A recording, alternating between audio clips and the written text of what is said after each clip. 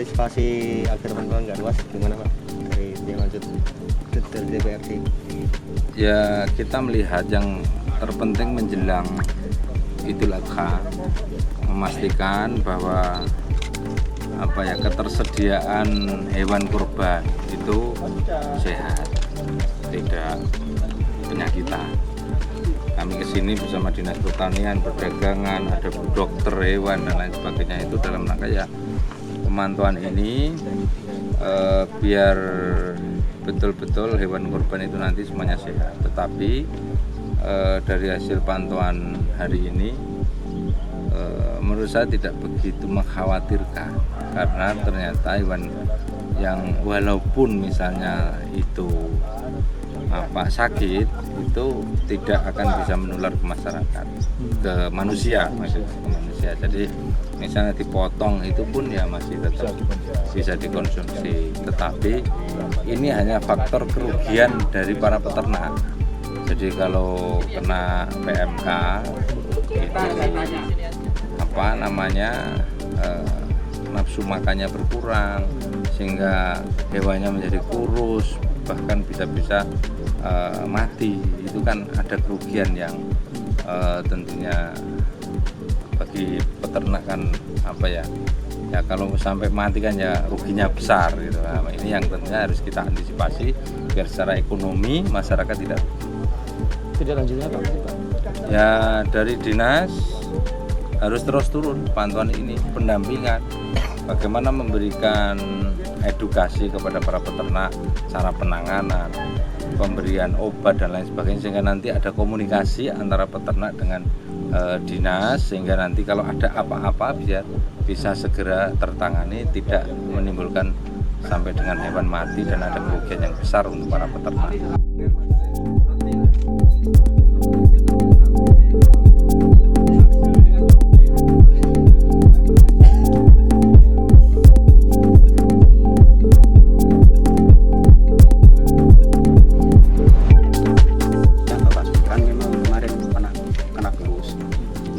Tapi setelah diobati dari dinas yang terkait memang ada perubahan sampai sekarang kesehatan.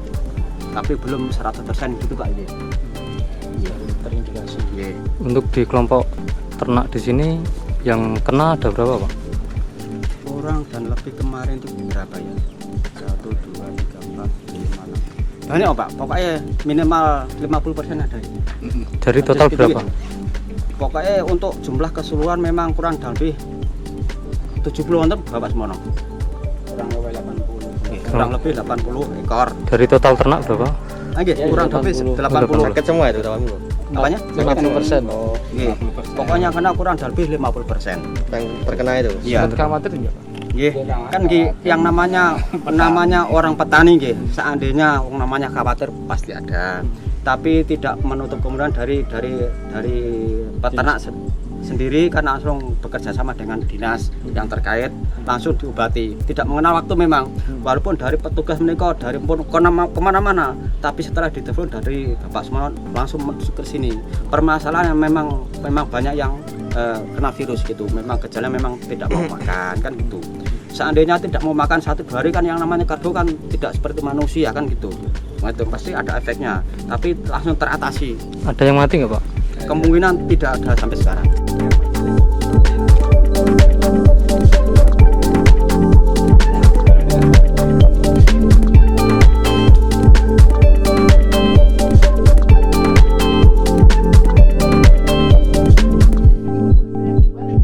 Mungkin langkah kelanjutan hasil sidak ini Pak? Ya, kita hasil temuan ini bahwa yang disampaikan data oleh Dinas Pertanian ternyata kan kita cek di lapangan tidak seperti yang disampaikan bahwa hanya satu yang terkena dan itu pun sudah di treatment aman. Ternyata kita cek di lapangan hampir semuanya, bukan hanya satu tapi hampir 100 dari jumlah yang ada ternyata suspek juga. Nah, maka di sini kita butuhkan progres dari sampel ini dan seluruh yang ada di Kabupaten Kudus, bagaimana kemudian langkah antisipasi, kecukupan vaksin, kecukupan obat-obatan dan macam sebagainya nanti kita tindak lanjuti ya, sambil nunggu progres data yang ada dari Dinas Pertanian. Ternyata hari ini kita temukan datanya belum siap. Nanti informasinya ada keterbatasan anggaran untuk penyediaan vaksin dan sebagainya. Iya, 30 juta ya katanya.